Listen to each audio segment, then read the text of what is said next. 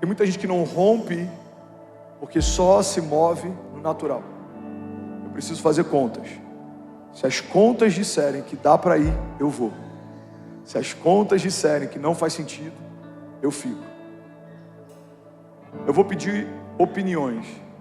Se as opiniões me derem uma motivação, eu vou. Se as opiniões abaterem o meu coração, eu fico. O problema, irmão, da gente caminhar debaixo de promessas sobrenaturais é que a medida aumenta, a régua é outra. Deus não te chamou para caminhar como homem natural porque você deixou de ser natural quando confessou Jesus como Senhor e Salvador da sua vida. Nós morremos para a velha vida e nós nascemos para o novo de Deus. Você foi justificado pelo sangue de Jesus, você foi lavado pelo sangue de Jesus, você se tornou uma nova criatura, você foi estabelecido a partir de uma nova natureza. Então uma nova natureza se alimenta de novos alimentos. Você recebeu novas vestes, você recebeu uma nova mentalidade. A Bíblia diz: transformai-vos pela renovação do vosso entendimento, para que possam experimentar qual é a boa, agradável e perfeita vontade de Deus. Bill Johnson diz que a nossa mente é um ótimo servo, mas é um péssimo senhor. Para quem quer caminhar pela fé, a mente se torna um problema se ela não estiver sujeita ao Espírito. Alguém pega isso aqui comigo em nome de Jesus. Para quem quer caminhar ao lado de um Deus de milagres, se a sua mente não estiver sujeita ao seu espírito, você não vai se mover por aquilo que crê, você vai se mover por aquilo que vê. A mente não pode assumir um papel de governo na construção da história de um homem de Deus. Por quê? Porque a mente, ela vai discernir aquilo que o Espírito falou. Paulo diz: quando nós oramos no Espírito, essa oração é infrutífera para a nossa mente, mas ele edifica o nosso espírito. É como o Espírito de Deus falando ao nosso espírito a respeito das coisas de Deus.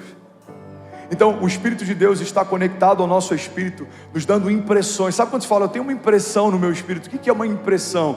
Uma impressão é quando o seu espírito está dizendo para você: não vá, não faça, não entre, não compre. Ou então ele está dizendo: avance, sou eu quem abri essa porta, é de Deus, faça, se mova, não tenha medo.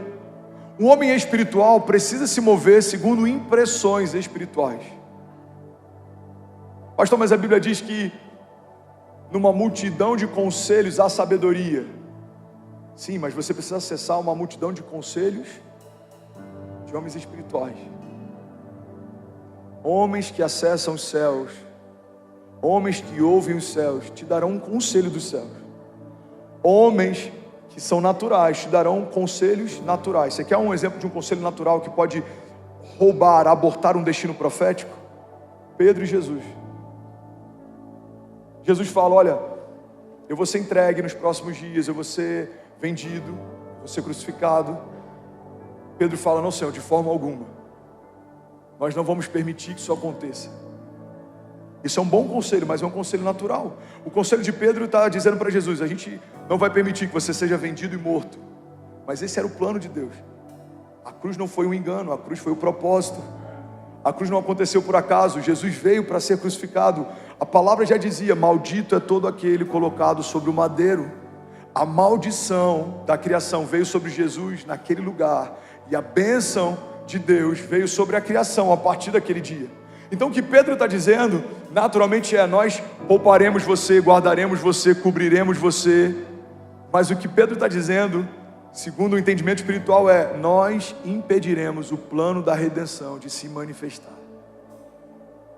E é por isso que Jesus é tão duro. Jesus responde dizendo: para trás de mim, Satanás. Esse é um conselho bom, mas não é um conselho de Deus. Pega isso aqui. Esse é um conselho que me poupa, mas nem sempre me poupar significa me levar para o lugar que Deus quer me levar. Tem muita gente que não rompe, está cercada de mimimi, de escassez. Por quê? Porque tem momentos que você tinha que ser confrontado e você esperava que você fosse abraçado. Tem momentos que você precisava ser colocado numa estação de desconforto, mas você preferiu ficar no lugar de conforto. Irmão, não acaba bem quando em momentos em que a gente tem que estar em meio a batalhas, a gente prefere ficar em meio a palácios. A Bíblia diz que era primavera, tempo em que os reis iam para a guerra. Davi preferiu ficar no palácio. E porque numa estação de guerra ele preferiu o conforto, ele abriu uma brecha que manchou para sempre o seu legado, a sua história e a sua família. Então guarda isso, irmão. Um lugar de desconforto com Deus é o melhor lugar que você pode estar. Um lugar de batalhas, desafios com Deus é o melhor lugar que você pode estar. O lugar mais seguro que um homem espiritual pode estar é correndo riscos com Deus.